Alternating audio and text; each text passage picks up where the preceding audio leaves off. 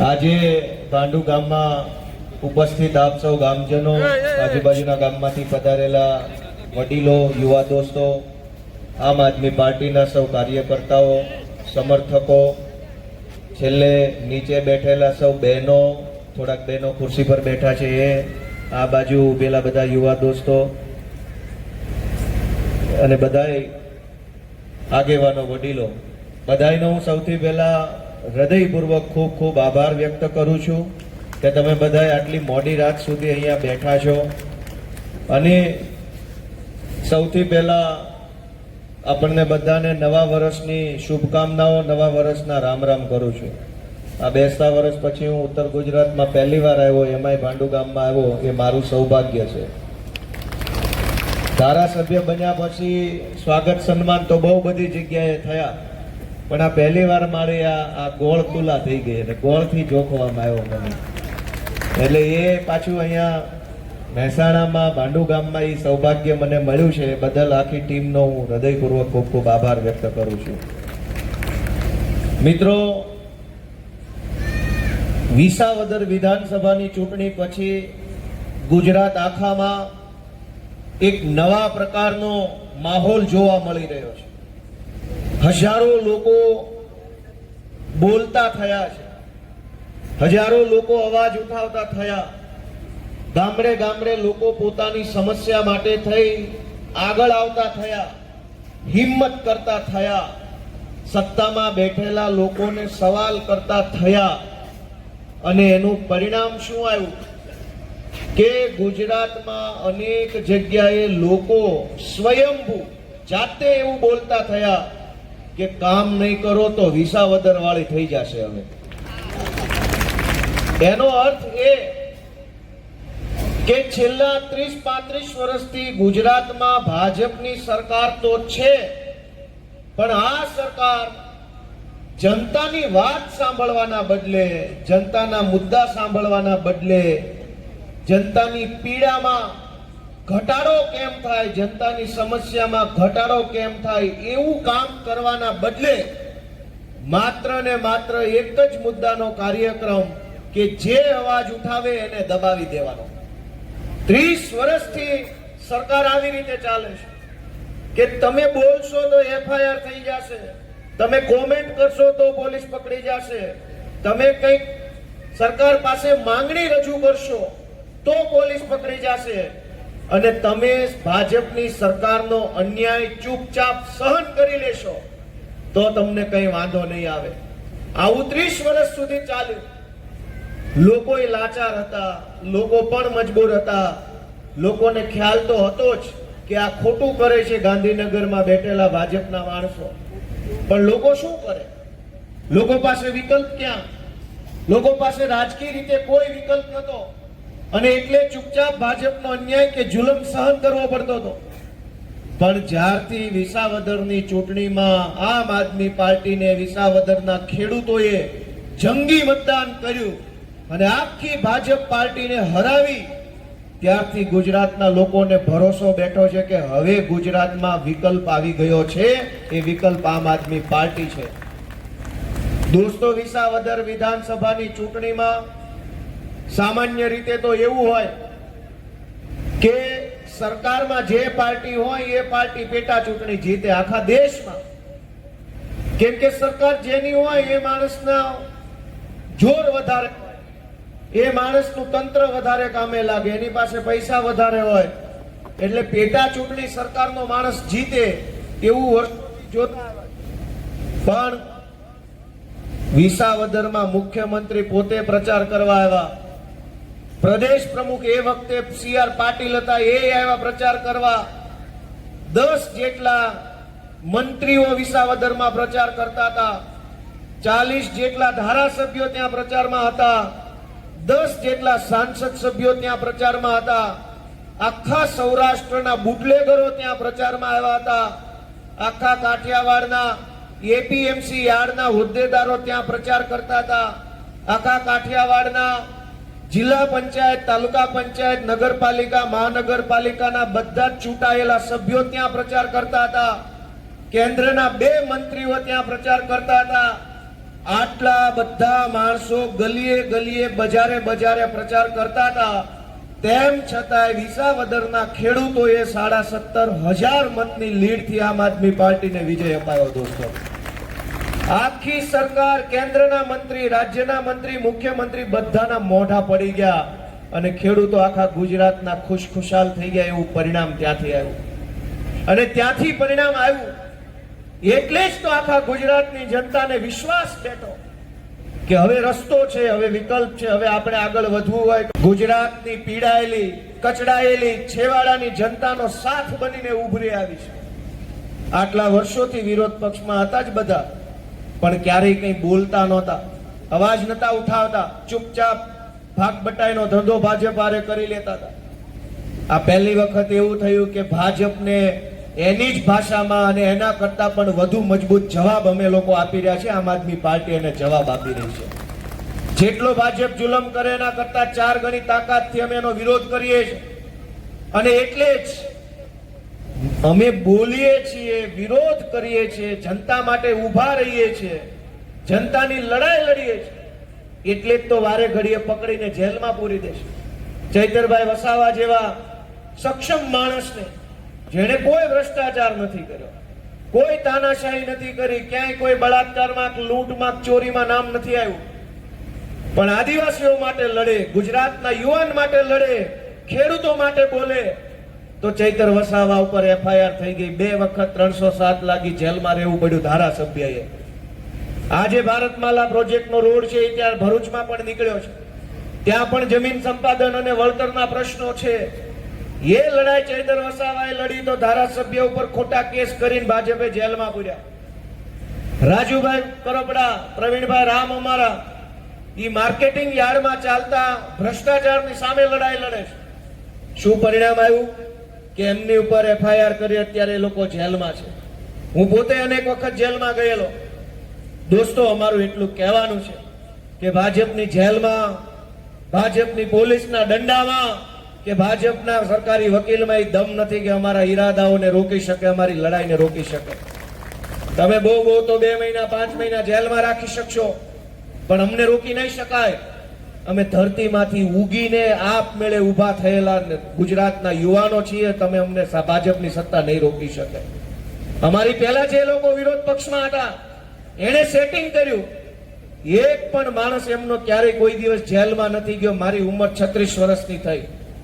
36 વર્ષની ઉંમરમાં 30 FIR મારા ઉપર છે. ભાજપની સામે લડાઈ લડવાની, નેતૃત્વ કરવાની, ખેડૂતોની લડાઈ, પેપર લીકની સામેની લડાઈ, રોડ રસ્તા બનાવો એવી લડાઈ, RTE ની લડાઈ, ડ્રગ્સ અને દારૂના વિરોધની લડાઈ, એવી લડાઈ લડતા લડતા હું અને અમારી પાર્ટીના અનેક નેતાઓ જેલમાં જઈ આવ્યા છે. કોંગ્રેસ પક્ષનો એક પણ નેતા છેલ્લા 30 વર્ષમાં ગુજરાતમાં જેલમાં ગયો એવું મારા ધ્યાનમાં નથી. કદાચ કોઈના ધ્યાનમાં હોય. શું કામ? કે બધુંય ભાગ બટાઈનું તંત્ર ચાલતું હતું. ભાજપને મજા આવતી હતી, કોંગ્રેસને મજા આવતી હતી. અમે જયારે નવા યુવાનો આગળ આવ્યા, એક પછી એક યુવાનો આગળ આવ્યા. કોઈએ દક્ષિણ ગુજરાતમાં નેતૃત્વ સંભાળ્યું, કોઈએ સૌરાષ્ટ્રમાં, કોઈએ અહીંયા, કોઈએ ત્યાં, તો ભાજપના પેટમાં તેલ રેડાયું અને ખોટું દમન ચાલુ કર્યું. પણ દોસ્તો, હું તમને વિનંતી કરવા માટે આવ્યો છું કે આપણે ક્યાં સુધી આવો અન્યાય, અત્યાચાર અને જુલમ સહન કરવાનો છે. સરકાર આજ આપણું સાંભળતી નથી. અને એના કરતા મોટો મુદ્દો કે ગાંધીનગરમાં સરકાર છે ખરી કે સર્કસ છે? મને જ્યારે વિસાવદરની જનતાએ ધારાસભ્ય બનાવ્યો અને હું ગાંધીનગરની વિધાનસભામાં સત્રમાં 3 દિવસ બેઠો, મેં જોયું કે અહીંયા કોઈ સરકાર બરકાર નથી. આ તો સર્કસ છે. એકદમ મન ફાવે એવું તંત્ર ચાલી રહ્યું. દોસ્તો, ગુજરાતના ગામડાની જનતા દુખી છે. અનેક પ્રશ્નોની સામે માણસ જજુમી રહ્યો છે. એનું સાંભળવા વાળું કોઈ નથી. સામાન્ય માણસની વેદના સાંભળવા વાળું કોઈ નથી આજે ગુજરાતમાં. વાત ખાલી ભાંડુ ગામની નહીં. ભાંડુ ગામમાં 2 રોડ નીકળ્યા, રેલવે લાઈન નીકળી, દારૂ વેચાય છે, એ બધા પ્રશ્નો તો તમે જાણો.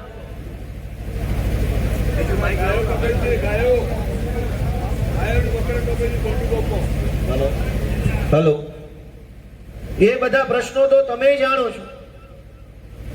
પણ આજ ગુજરાતના ગામડામાં રહેતો એક એક માણસ નાનામાં નાની વસ્તુ માટે થઈને દુખી છે.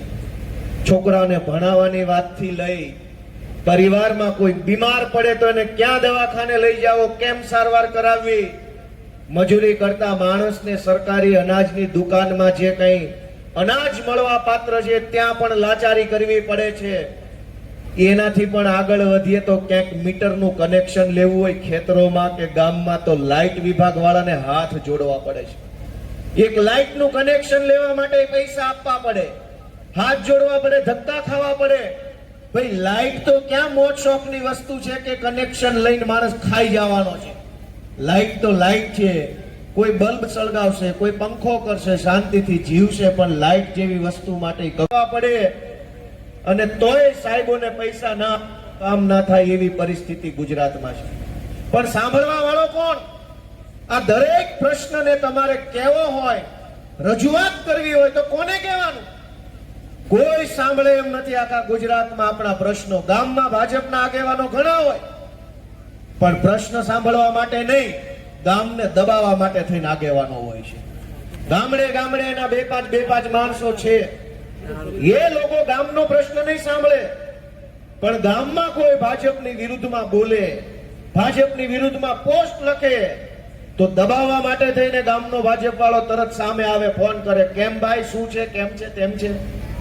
હમણાં જ તમે અમરેલીનો ઓડિયો સાંભળ્યો હશે, ખ્યાલ છે બધાને? અમરેલીથી અરવિંદ કેજરીવાલની સભામાં કેટલાક લોકો આવ્યા હતા સુરેન્દ્રનગર ખાતે. એ ગામના સરપંચે ગામના લોકોને ફોન કરીને બેફામ ગાળો દીધી કે તું મોદીની સભામાં નથી આવતો અને કેજરીવાલની સભામાં કેમ ગયો. વિચાર કરો દોસ્તો કે ગામમાં કોઈ માણસ ભાજપનો આગેવાન બન્યો હોય તો એની જવાબદારી એ છે કે ગામમાં દારૂ વેચાતો હોય તો બંધ કરાવે, ગામમાં તલાટી ટાઈમે ન આવતા હોય તો ઉપર ફોન કરે, ગામની અંદર રોડ સારા ન હોય તો ઉપર ફોન કરવો જોઈએ, ગામની સહકારી મંડળીમાં બરાબર ન ચાલતું હોય તો એને બરાબર કરાવે. આ બધી જવાબદારી ભાજપના માણસની હોય. પણ એના બદલે ભાજપનો માણસ એ ધ્યાન રાખે કે આ ભાંડુ ગામમાંથી કોઈ ભાજપના વિરોધમાં જાય તો એને હું ધમકાવું, તારો પ્લોટ ખાલી કરાવી નાખું, તારું પાણીનું કનેક્શન કાપી નાખું, તારે ત્યાં રેડ પડાવી દઉં, તારે ત્યાં આમ કરાવી દઉં. મિત્રો, કોઈ સાંભળવા વાળું નથી આજ ગુજરાતમાં, આમ જનતા નથી. અને તમે બોલવા જશો તો દબાવી દેશે, પોલીસ મોકલશે, રેડ પડાવશે, આ કરશે, તે કરશે. હું તમને વિનંતી કરવા માટે આવ્યો છું કે બહુ ભાજપને બધાએ મત આપ્યા, સમય આપ્યો, પૈસા આપ્યા, એમના સ્વાગત સન્માન બધું જ કર્યું. એક વખત તમે બધાએ ભેગા મળે અમારી જેવા જુવાનિયાઓને તમારા આશીર્વાદ આપો તો અમે ગુજરાતમાં ઘણું સારું કામ કરી શકીએ એમ છે દોસ્તો. તમારા બધાના આશીર્વાદ મળે તો ઘણું સારું કામ આ યુવાનોની ટીમ કરી શકે એમ છે. તમારા આશીર્વાદની જરૂર છે દોસ્તો. આજ ગુજરાતની અંદર એક નવો વિકલ્પ ઉભો થયો છે, અનેક યુવાનો આગળ આવ્યા છે. મિત્રો, નેતાને ચૂંટણી હારવાનો ડર લાગતો બંધ થઈ જાય તો જિંદગીમાં કોઈ કામ કરે નહીં. દુનિયા આખીના નેતાઓને એક જ વસ્તુની બીક લાગે, ચૂંટણી હારવાની. નેતા કોઈ દિવસ ભગવાનથી બીવે નહીં, ભૂતથી બીવે નહીં, માણસથી બીવે નહીં, કોઈનાથી. એટલા જાડી ચામડીના થઈ જાય છે આ ભાજપ વાળા. એને એક જ વાતનો ડર હોય કે ચૂંટણી હારી જાય તો. દોસ્તો, અહીંયા ગુજરાતમાં તો આપણે બધાએ ભાજપને એટલા મત આપ્યા કે નેતાને ચૂંટણી હારવાનો ડર જતો રહ્યો છે. હવે કોઈનાથી ડરતો નથી. અને જે માણસ જનતાથી ન ડરે એ જનતાનું કામ કરે કે ન કરે, કયો છે એ બધા. જે માણસ જનતાથી ન ડરે એ જનતાનું કામ કરે કે ન કરે? ન કરે. ગુજરાતમાં 35-40 વર્ષથી એટલી વખત ભાજપને મત આપ્યા, ભાજપ વાળાને એમ થઈ ગયું કે લોકો ભલે કકળાટ કરે પણ ચૂંટણી ટાણે બટન તો પાછા અમારું જ દબાવવાના છે, તો ભલે કકળાટ કરતા. આ ભારતમાલામાં જમીનો કપાઈ જાય, જેટકોની લાઈનો નીકળે, જમીનો કપાઈ જાય, બાકી બચી હોય નાના રોડમાં કપાઈ જાય, વધુ બાકી બચી હોય કેનાલમાં જાય, વળી બચી ગઈ હોય તો ટીપીમાં જાય, પછી બચી ગઈ હોય તો ગુંડા પડાવી જાય. છેલ્લે તમે વધો અને લેણું વધે, છેલ્લે કશું જ વધતું નથી દોસ્તો. છતાંય ગુજરાતની સરકારમાં કોઈ સાંભળવા વાળું નથી. શું કામ? કે મેં જોયું ગુજરાતમાં સરકારના નામે સર્કસ ચાલે છે, ત્યાં મંત્રી તંત્રીનું કોઈ વજન પડતું નથી. આ હમણાં એમણે મંત્રીમંડળ બદલ્યું. આની પહેલા એક વખત બદલ્યું હતું ને એની પહેલા એક વખત બદલ્યું હતું. યાદ છે બધાને? યાદ હોય હાથ ઊંચો કરો તો મને યાદ છે. મંત્રી બદલાણા ત્રણ વખત મંત્રીમંડળ બદલાયું. એનો અર્થ શું? પહેલા જ્યારે મંત્રીમંડળ બદલાયું ત્યારે સરકારને એમ લાગ્યું કે આ મંત્રી બરાબર નથી એટલે બદલી નાખ્યા. બીજી વાર બદલાયું ત્યારે એમ લાગ્યું હશે કે આ મંત્રી બરાબર નથી તો બદલી નાખ્યા. ત્રીજી વાર એમ લાગ્યું કે આ બરાબર નથી તો ત્રીજી વાર બદલ્યા.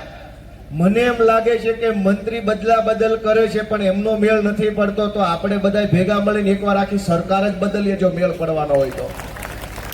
કેમ કે બરાબર નથી ચાલતું એવું તો એ માને છે, પણ એ બરાબર ચલાવવા માટે મંત્રી બદલે છે. પણ મંત્રી બદલાવે બરાબર ચાલવાનું હોત તો ચાલતું થઈ ગયું હોત પહેલી વાર બદલ્યા ત્યારે, અથવા બીજી વાર બદલ્યા ત્યારે, અથવા હવે ત્રીજી વારમાં. પણ મને એમ લાગે ગુજરાતમાં હવે મંત્રીને આખી સરકાર બદલવા માટેનો ટાઈમ આવી ગયો છે ને એના માટે આપણે બધાએ આગળ આવવાનું. દોસ્તો મિત્રો, આમ આદમી પાર્ટી ગુજરાતની જનતાનો અવાજ બનીને આગળ વધી રહી છે. એક મુદ્દા ઉપર અમે પૂરી તાકાતથી બોલીએ છીએ. કોઈ શરમ નહીં ભાજપની, કોઈ ડર નહીં, કોઈ છુપી લોભ લાલચ આધારે કામ કરતા નથી. અમે સામી છાતીએ ભાજપ સામે લડીએ છીએ. એનું પરિણામ ભોગવીએ છીએ પણ છતાંય લડીએ છીએ. તમારા આશીર્વાદની આશા રાખીએ છીએ કે તમને એમ લાગે કે આ ચૈતરભાઈ ને ઈસુદાનભાઈ ને ગોપાલભાઈ આ યુવાનો ખરેખર કંઈક સારું કરવા માટે લડે છે, નિસ્વાર્થ ભાવે લડે છે એવું તમને અંદરથી આત્મામાંથી લાગે તો એક વખત ખાલી આમ આદમી પાર્ટીને આવનારી ચૂંટણીમાં ઝાડુના નિશાન ઉપર મત આપજો એવી હું આપ સૌને પ્રાર્થના કરું છું. મિત્રો દોસ્તો, આપણે બધાએ એટલા બધા મને હમણાં ગામમાં કીધું કે ભાઈ દારૂના કારણે ખૂબ લોકો બરબાદ થયા છે, પરિવારો, અને અનેક બહેનોનું ઘર, આખો સંસાર બરબાદ થઈ ગયો છે દારૂના વ્યસનમાં. કેટલાય વ્યક્તિઓ કમોત મર્યા છે, નાની ઉંમરમાં મૃત્યુ થયા, આવું મને કીધું. તમે વિચારો એક બાજુ કે આ ગુજરાતમાં આપણા જ મતથી બનેલી સરકાર જો આપણા જ પરિવારના સભ્યનું આવું રીતે કમોત થાય, એવી રીતે ખુલ્લેઆમ દારૂ વેચવા દે. તમે તો નથી વેચી શકતા, આપણે તો હેલ્મેટ વગર રોડે નથી ચડી શકતા, તો દારૂ વેચનારાની હિંમત ક્યાંથી આવે છે? અને એટલી હિંમત કે બુટલેગરોના છોકરાઓએ વિસનગરમાં બળાત્કાર કર્યો.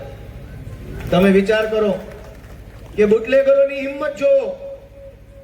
દોસ્તો, આ પરિસ્થિતિ ક્યારે બદલાશે? આપણે બધાએ આપણા પોતાના માટે જાગવાનું છે. આમ આદમી પાર્ટી માટે નહીં, ગોપાલ ઇટાલિયા માટે નહીં, કોઈના માટે નહીં, તમારા પોતાના માટે, તમારા પરિવાર માટે, તમારી માલ મિલકત માટે સૌ થોડું જાગૃત થાય, પોતાનો આત્મા જગાડે એવી હું તમને બધા કરું. દોસ્તો, આપણે બધાએ આપણો આત્મા જગાડવો પડશે કે કેવી રીતે જીવવું આ પરિસ્થિતિમાં. સામાન્યમાં સામાન્ય વાત માટે થઈ અને આજે આપણી કોઈ સાંભળવા તૈયાર નથી. ગામની સરકારી અનાજની દુકાન ક્યાંક સારું હોય છે, પણ લગભગ જે ગરીબ માણસ જ્યારે અનાજ લેવા જાય ને ત્યારે આ અંગૂઠો લાવો ને પેલો અંગૂઠો લાવો ને લાઈનમાં ઉભા રહો ને શુક્રવારે આવજો ને સોમવારે આવજો ને સવારે આવો ને બપોરે આવો. 4 કિલો ઘઉં માટે આટલી બધી આજીજી કરવાની? અવડા મોટા દેશ, અવડા મોટા રાજ્યની સરકાર આત્મસન્માન અને સ્વાભિમાન સાથે આપણને પેટ નહીં ભરી શકે? ગુંડાઓ, બુટલેગરો, માફિયાઓ, ભાઈએ કીધું એમ ક્યાં ગયા? પેલા હમણાં ગૌચરો ખાઈ જાય છે. ગૌચરો, હજારો એકર ગૌચરો ખાઈ ગયા ભાજપના ગુંડા. તો ન પોલીસ કઈ બગાડી શકી, ન મામલતદાર એનું કઈ બગાડી શક્યો, ન કલેક્ટર કઈ કરી શક્યો, ન મંત્રી કઈ કરી શક્યો. ગુંડાઓ સામે પોલીસ, મામલતદાર, કલેક્ટર, ટીડીઓ, ડીડીઓ, મંત્રી બધા જ લાચાર. પણ એક ગામડાનો ગરીબ માણસ જો ચોખા લેવા બજારમાં દુકાને જશે સસ્તા અનાજની તો સિંઘમો થઈ જશે બધા તમારા ઉપર. ગરીબ માણસ ઉપર આખી સરકારી તંત્ર ચડી બેસે અને ગુંડાઓની સામે મુજરો કર્યા કરે, ગુંડાઓની સામે ભૈસાબ બાપા જી કર્યા કરે. મારી વાત સાચી છે કે ખોટી છે? 7-8 જણાએ સાચી કીધું, એનો ખૂબ ખૂબ આભાર. બધાએ સાચી નથી કીધું એટલે કદાચ ખોટી હોય. સાચી છે કે ખોટી? છાંયે ઉભા એને એમ લાગે ખોટી વાત છે, ભલે ગુંડા જલસા કરતા ભાજપના રાજમાં. સાચી છે કે ખોટી? દોસ્તો, રાજનીતિ ઉપર ગુંડા, બદમાશ, લુખ્ખા, લફંગાઓએ કબજો કરી લીધો છે. એક એક નેતાના ધંધા તમને મારા કરતા વધારે ખબર હશે. રાજકારણમાં સજ્જન માણસ હોવો જોઈએ, સમાજની સેવા કરે એવો માણસ હોવો જોઈએ, લોકોની વાત સાંભળે એવો માણસ હોવો જોઈએ, લોકોને ખભે ખભો મિલાવી એની હારે રહીને કામ કરે એવો માણસ હોવો જોઈએ. એના બદલે ભાજપ વાળાએ શું કર્યું? જેટલો મોટો ગુંડો એટલો મોટો હોદ્દો, જેટલો મોટો નબળો માણસ એટલી મોટી હોદ્દા ઉપર એને પહોંચાડે છે. પહેલાના જમાનામાં કોંગ્રેસમાં એવું થતું હતું કે કોંગ્રેસના બધા નેતાઓ ગુંડાના સહારે ચૂંટણી જીતતા. ચૂંટણી આવે એટલે ગુંડાઓને છૂટો દોર આપી દે, ગુંડાઓ ગામને દબાવતા, નકલી મતદાન કરતા, બોગસ મતદાન કરતા અને કોંગ્રેસના નેતા જીતી જતા. પછી ભાજપ આવી, ગુંડાઓને એમ થયું કે અમે ગામને દબાવીએ, જીતે છે કોંગ્રેસનો નેતા, એના કરતા અમે દબાવીએ ને અમે ઉભા રહી જઈએ ને અમે મંત્રી. તો પહેલા ગુંડાઓ નેતાને જીતાવતા, હવે ગુંડા ચૂંટણીમાં ઉભા રહેવા લાગ્યા. શું કરશો કયો? બુટલેગરો ચૂંટણીમાં ઉભા રહે, માફિયાઓ ચૂંટણીમાં ઉભા રહે, ગુંડાઓ ચૂંટણીમાં ઉભા રહે. કોઈ ને કોઈ રીતે ગુંડાઓ, માફિયાઓ ચૂંટણીઓ જીતી જાય અને પછી લૂંટ્યા જ કરે છે, લૂંટ્યા જ કરે છે. સામાન્ય માણસના ખિસ્સામાં 5 પૈસા નથી આવતા. વિસાવદરની ચૂંટણીમાં મને યાદ છે, આજે અહીંયા જે દારૂની વાત, વિધવા બહેનોને વિધવા સહાય માટેનું ફોર્મ ભરવું હશે, સરકારમાંથી 1200-1500 રૂપિયાની સહાય જોતી હશે, વિધવા સહાય, તો નહીં મળે. આ કાગળ લાવો, પેલું કાગળ લાવો, છોકરાનું એફિડેવિટ લાવો, જન્મ તારીખનો દાખલો, મૃત્યુનો દાખલો, વિધવાનો દાખલો. 2 કિલો દાખલો આપીએ ત્યારે 200 રૂપિયા નથી મળતા. પણ એના આ જ ગામમાં દાખલા તરીકે અત્યારે કોઈ બેન વિધવા સહાય માંગે સરકાર પાસે તો નહીં હોય, પણ ચૂંટણી આવશે તો ઘરે ઘરે જઈને 2-5 હજાર રૂપિયા ભાજપ વાળા આપી જશે કે વોટ દેજો, પૈસા લઈ જાઓ. તે દિવસે કોઈ એફિડેવિટ નથી માંગતા, તે દિવસે સોગંદનામું નથી માંગતા, તે દિવસે અંગૂઠો નહીં, ફોટો નહીં, કઈ નહીં. ચૂંટણી છે તો લઈ જાઓ પૈસા, ચૂંટણી પૂરી તો હવે 5 વર્ષ પછી મળશું. વિસાવદરની ચૂંટણીમાં ઓહો, ભાજપે એટલા રૂપિયા વાપર્યા કે આપણે બોલીએ તો આપણને એમ લાગે કે કેમ બોલવું આવડો મોટો આંકડો. એટલા રૂપિયા લોકોને આપવાની કોશિશ કરીને લોકોએ ચાલાક થઈ ગયા. લઈ લો, આપણો જ લૂંટેલો માલ છે, મત નથી દેવાના, માલ લાવો. લોકોએ બધું જે દીધું એ લઈ લો, મત નથી દેવાના. અમારો માલ તું પાછો આપે છે, લાવ બેટા લાવ, 5 નહીં 10 લાવ. અને 17,000 મતથી હરાઈ દીધા. દોસ્તો, ચૂંટણી હોય ત્યારે ઘરે ઘરે, મોલ્લે જે ઘર સુધી જવાનો રોડ ન હોય ત્યાંય ભાજપ વાળા જઈને પૈસા આપવાની કોશિશ કરે. પણ જ્યારે ચૂંટણી પૂરી થઈ જાય ને ગરીબ માં એમ કે મારો દીકરો બીમાર છે, મારો ઘરવાળો બીમાર છે, મારી માં બીમાર છે, 2 લાખનું દવાખાનું આવ્યું, બિલ ભરવાના પૈસા નથી, કયા દવાખાને લઈ જાઓ, તો કોઈ મદદ કરતું નથી. મારી વાત સાચી છે કે ખોટી છે? મિત્રો, હું તમને વિનંતી કરવા આવ્યો છું, અમે રાજકારણના માણસો નથી. હું પોતે અમદાવાદ પોલીસમાં નોકરી કરતો હતો. 2012, 13, 14, 15 કોન્સ્ટેબલ હતો.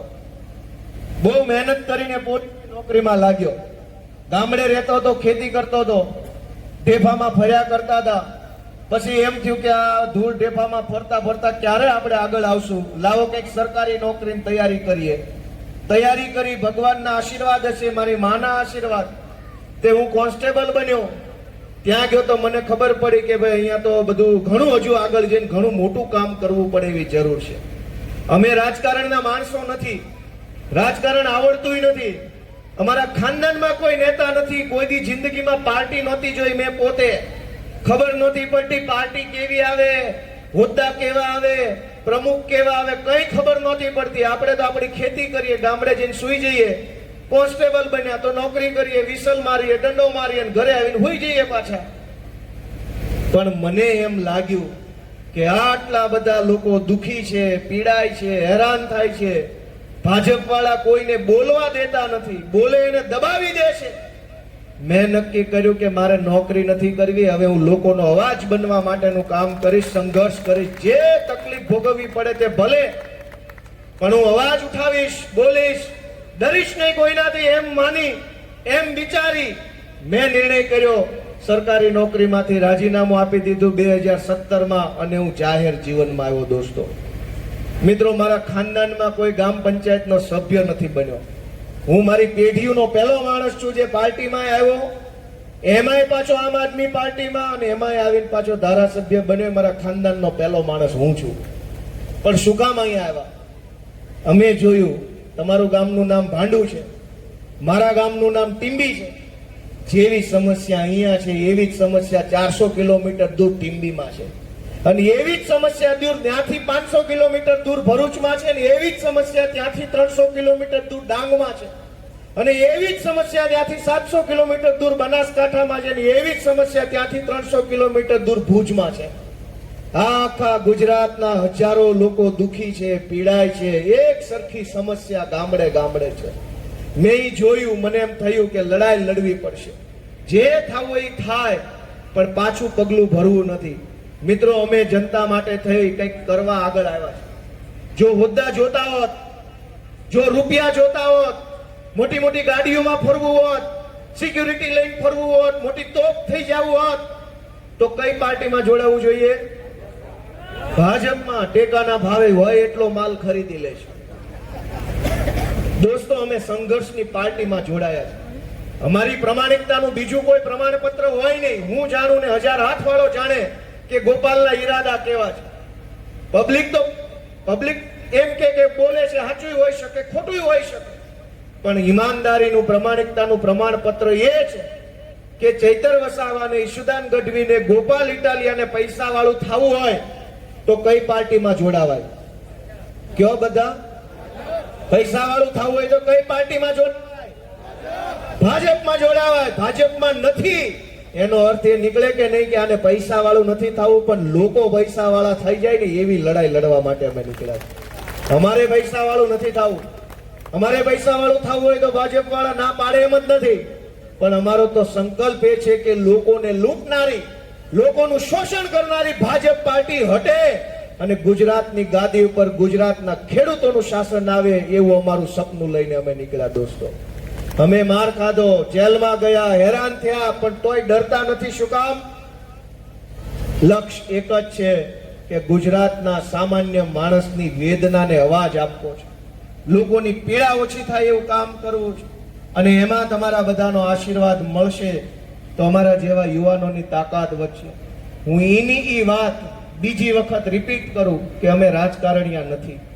ક્યાંક અમારી ભૂલ હશે, ક્યાંક અમારી જાણતા અજાણતા ચૂક થઈ હશે, ક્યાંક અમને નહીં આવડતું હોય, ક્યાંક અમે બોલ્યા હશું એ બરાબર નહીં હોય. આવું બને, કેમ કે અમે રાજકારણીયા છીએ નહીં, ક્યાંક 3 પેઢીથી આમાં છીએ નહીં. અમે તો દાજના મારે આવ્યા છીએ, બળતરા લઈને આવ્યા છીએ, વેદના લઈને આવ્યા છીએ, વેદના સાંભળવા આવ્યા છીએ. કઈક ભૂલચૂક હોય તોય માવતરની જેમ, મા બાપની જેમ તમે અમને માફ કરજો ને પાછા આશીર્વાદ આપજો, એવી હું ભાંડુ ગામમાં બધાને વિનંતી કરું. દોસ્તો, આજ ગુજરાતમાં કોઈ બોલવા તૈયાર નથી. ભાજપની તાકાતની સામે કોઈ હિંમત કરે એમ નથી.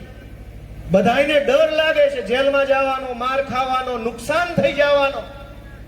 એ ડરના માહોલની વચ્ચે ગુજરાતના 5 જુવાનિયા જો જનતાની લડાઈ લડતા હોય તો જનતા તરીકે તમારી પાસે હું આશીર્વાદની આશા રાખી શકું કે નહીં? ભાઈ, આશીર્વાદની આશા રાખી શકું કે નહીં? બહેનો, દોસ્તો, 5 જણા લડે છે, 5-10 જણા મુઠ્ઠીભર માણસો આગળ આવ્યા છે. કોઈ અત્યારે બોલતું એક લીગલ કામ, હું તમને એક દાખલો આપું કે ગોપાલભાઈની દીકરી જન્મે તો એનું એના રાશન કાર્ડમાં નામ આવે કે ન આવે? લીગલ કામ છે. પણ આવું કામ લઈને જઈએ ને તોય સરકારી માણસો અમારે ઉપર પૂછવું પડશે. લીગલ કામ માટે ઉપર પૂછવું પડશે. ઉપર હું કામ? ગોપાલભાઈ નું છે, ગોપાલભાઈ આપમાં છે, આનું હું કામ કરી દઈશ તો ઓલો ભાજપ વાળો મારી બદલી કરાવી નાખશે.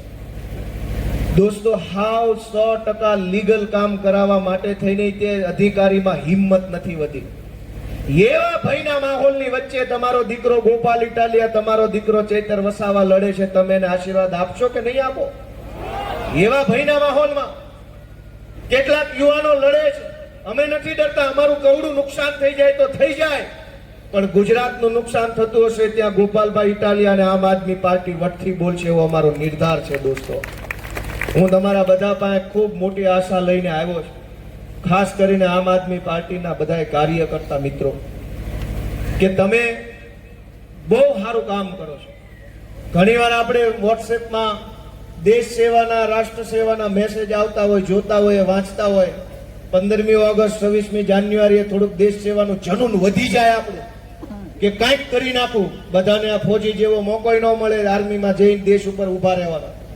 કેટલીક લડાઈ દેશની બોર્ડર ઉપર લડાતી હોય, કેટલીક લડાઈ ગામની અંદર, ગામની પંચાયતમાં, તાલુકા પંચાયતમાં લડાતી હોય. બે દેશ સેવા છે.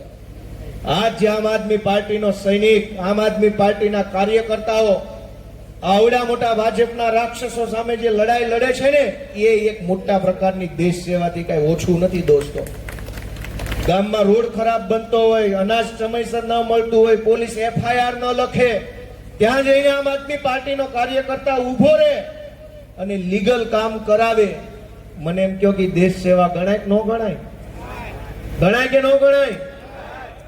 મિત્રો, છેલ્લી વાત કહું કે ધારો કે રોડ સરકારે બનાવવાનો હોય, ધ્યાનથી સાંભળજો બધા, પછી મારી વાત પૂરી કરીશું.